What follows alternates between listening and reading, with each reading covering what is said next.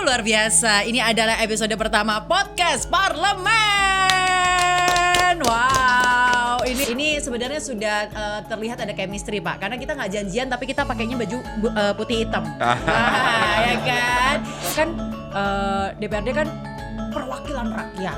Jadi kita pengen tahu sebenarnya kita tuh diwakili oleh siapa sih? Untuk rapat-rapat yang tadinya molor mungkin terlalu lama, jadi rapat itu ada aturan quorum. Nggak ada bicara hanya beberapa orang. Ada hambatan nggak sih Pak di awalnya? Saya merintahkan teman-teman anggota nggak bisa. Kita komunikasikan, kemudian nanti berjalannya rapat seperti ini. Nanti kalau kita perintah anggotanya berani juga sama kita. Alah, aku aspirasiku nggak kedengeran. Wah, aku pengen ngene di rumah wah kayak gitu-gitu loh Pak.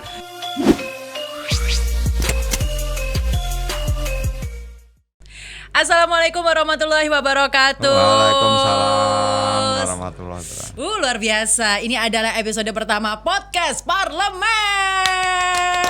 Wow, ini sebuah penghargaan Pak. Saya bisa ada di episode pertama podcast Parlemen. Ini adalah bagian dari Berlian TV. Tapi saya sebagai warga Jawa Tengah ingin mengucapkan selamat kepada seluruh anggota ataupun keluarga besar DPRD Provinsi Jawa Tengah karena sudah melaunching TV digitalnya yaitu Berlian TV. Tepuk tangan dulu dong.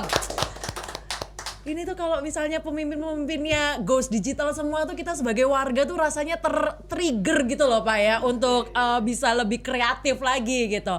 Tapi senang sekali di episode pertama. Jadi sebenarnya di Berlian TV ini, di podcast Parlemen ini kita akan lebih mengenal siapa aja sih sebenarnya yang ada di DPRD Provinsi Jawa Tengah.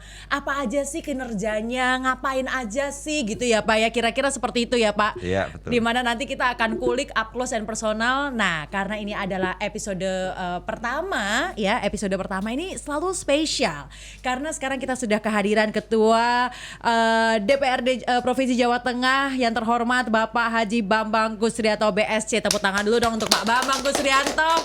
Apa kabar Pak Bambang? Baik, terima kasih. Ini Assalamualaikum warahmatullahi wabarakatuh. Waalaikumsalam warahmatullahi wabarakatuh. Ini sebenarnya sudah terlihat ada chemistry Pak, karena kita nggak janjian tapi kita pakainya baju putih hitam. Ya kan? Nggak janjian. Iya, tapi chemistry-nya udah dapet gitu ya. Oke, Pak ini kan baru melaunching Berlian TV ya Pak. Ini sebenarnya kenapa sih Pak harus ada Berlian TV? Kan bisa aja selama ini kinerja DPRD ya lewat sosmed lah, lewat apa gitu yang lain gitu. Ya kalau dulu kinerjanya dinilai dari media-media cetak, media. Terus kemajuan kemudian menggunakan TV, kemudian juga pakai WA, sosmed. Sekarang lebih canggih lagi dengan digital TV. Nah kalau sekarang Berlian TV di Jawa Tengah ini akan lebih langsung masyarakat berkomunikasi dengan anggota DPR-nya. Jadi kayak makin tahu ya Pak? Semakin tahu, semakin terbuka. Wah, karena memang rencananya nanti insya Allah setiap minggu kita akan menginterview Pak satu persatu anggota dewan gitu ya. Jadi masyarakat juga ngerti kan DPRD kan perwakilan rakyat. Jadi kita pengen tahu sebenarnya kita tuh diwakili oleh siapa sih gitu loh Pak ya. Walaupun dulu kita memang memilih dan segala macam, cuman kan akhirnya kita pengen lebih kenal lagi. Nah ini adalah kesempatannya gitu Pak. Tapi yang luar biasanya juga adalah selain hari ini kita melaunching Berlian TV 1 September ya betul ya Pak ya. 3 September ini menunjukkan juga 1 tahun kinerja DPRD Provinsi Jawa Tengah. Betul ya Pak ya. Selama setahun ini apa Pak yang bisa di-share, dibagi ke masyarakat Jawa Tengah?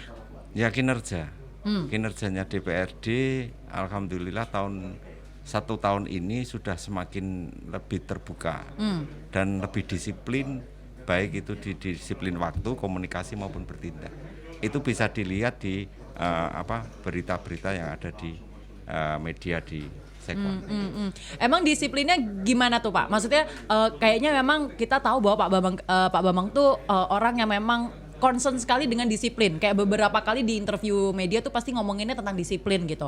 Apa perubahan yang kentara sekali gitu di setahun ini? Waktu untuk rapat-rapat yang tadinya molor mungkin terlalu lama, sekarang toleransinya hanya sekitar 15 sampai 30 menit. Toleransi keterlambatan. Ya, terus Oh, kemudian quorumnya.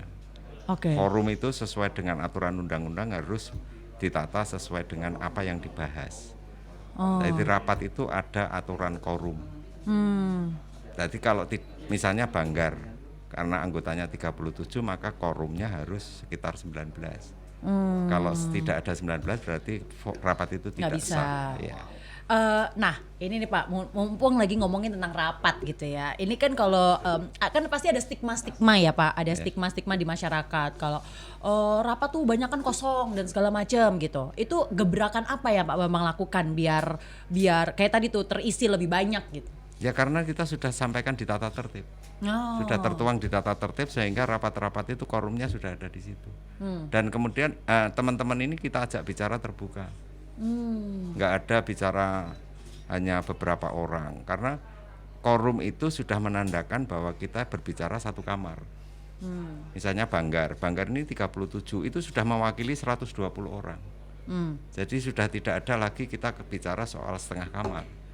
Karena itu sudah setengah kamar, sudah diwakili. Kemudian di forum-forum Banmus juga sama.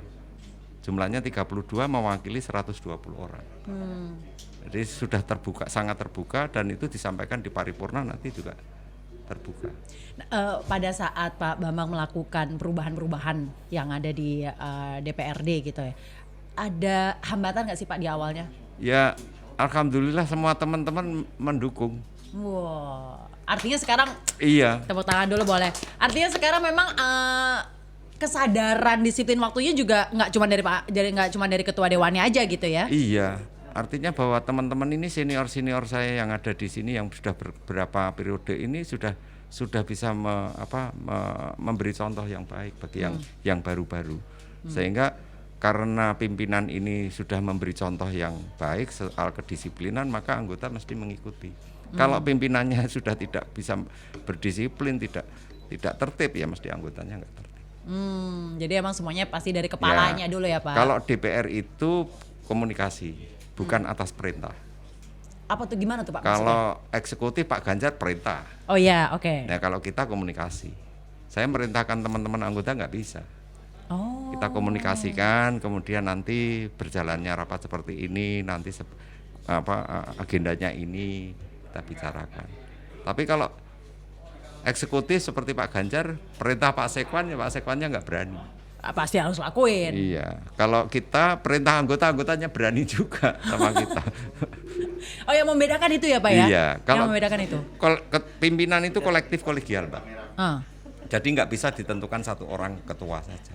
Saya bicara sama wakil-wakil ketua itu dalam agenda rapat pimpinan. Jadi komunikasi hampir setiap hari. Baik itu pakai WA terus kemudian ketemu di kantor. Dan setelah komunikasi dengan pimpinan, maka pimpinan mengundang seluruh ketua-ketua fraksi. Kita bicarakan juga agendanya, baru kita lepas. Terus saya tuh masih kita sebagai warga ya Pak ya, kita sebagai warga Jawa Tengah gitu ya Pak. Bagaimana sih secara nyata kita tahu kinerja DPRD itu udah sampai mana? Bagaimana kita tahu? Maksudnya kalau eksekutif kan kita tahu bahwa misalkan ada perubahan kebijakan atau ya hal-hal yang lebih kentara begitu. Kalau di DPRD tuh kita bisa menilainya dari mana Pak? Ya, apa yang disampaikan oleh masyarakat baik lewat eksekutif maupun DPRD itu pasti kita bahas bersama karena DPRD itu sekarang menjadi bagian daripada pemerintah.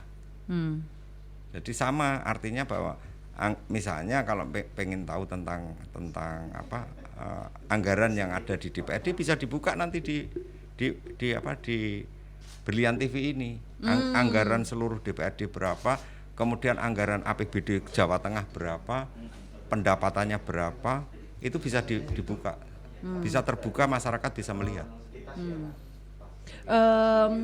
Perubahan apa sih Pak yang Bapak bawa pada saat akhirnya terpilih menjadi ketua dewan gitu? Maksudnya ini 5 tahun ke depan nih harus ada target apa gitu misalnya?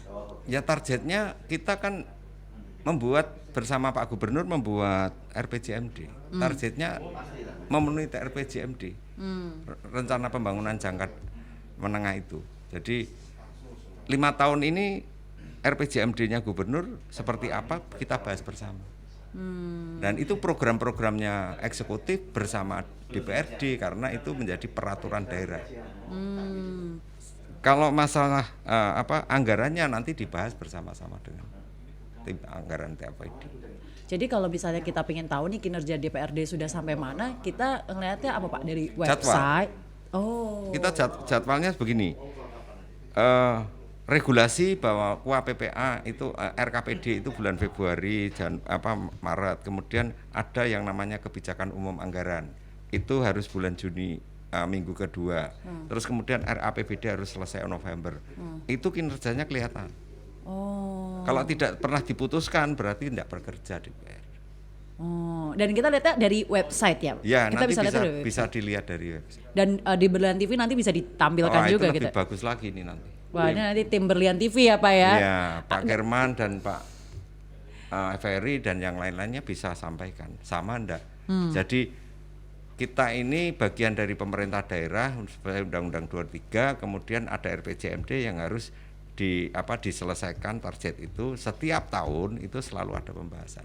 Dan waktu yang dibutuhkan waktu yang dijadwalkan juga sesuai dengan regulasi. Apabila nanti pembahasan APBD itu terlambat ya itu ada sanksi dari pemerintah pusat. Oh, jadi mau nggak mau memang harus sesuai on schedule gitu ya Pak ya? Iya, betul. Karena ternyata ada KPI-nya juga ya Pak ya? Iya, kinerja DPRD begitu ya Pak ya? Tapi gini deh Pak, kan biasanya tuh ada stigma, ada skeptical ada skeptis gitu loh. Alah, aku aspirasiku nggak kedengeran. Wah, aku pengen ngene di rumah kayak gitu loh Pak. Jadi sebenarnya kita kalau sebagai warga tuh gimana sih Pak proses kita menyampaikan aspirasi kepada perwakilan rakyat kita di DPRD? Ya pada waktu reses. Kita reses itu mengundang konstituen. Konstituen kita undang, ini loh yang sudah diputuskan DPRD bersama eksekutif. Aspirasi yang sudah disetujui ini. Kalau yang belum disetujui kenapa itu nanti bisa kelihatan di situ pada waktu reses. Reses itu setahun sekali? Setahun 3 kali. Setahun 3 kali. Itu masa sidang pertama, kedua, ketiga.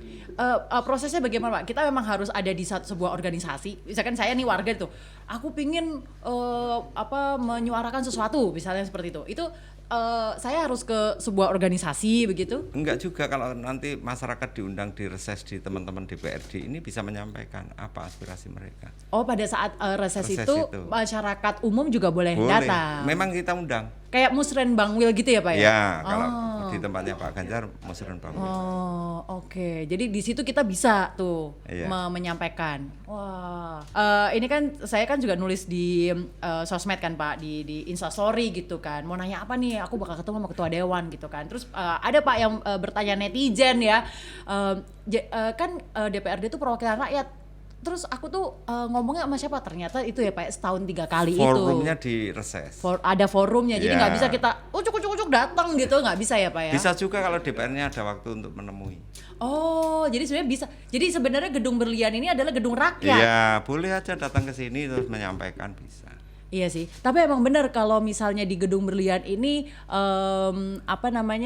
emang terbuka, maksudnya tuh nggak ada kayak wajah-wajah serem kayak ngapain kesini gitu, emang nggak ada sih ya. Jadi saya alhamdulillah udah beberapa kali gitu ya masuk Gedung Berlian tuh emang nggak ada tuh wajah-wajah yang ngapain sih kesini, tuh nggak ada. Semuanya tuh emang wajahnya ramah Pak, alhamdulillah gitu. Pak, tapi iya apalagi Pak German ya kan dengan senyumannya ya.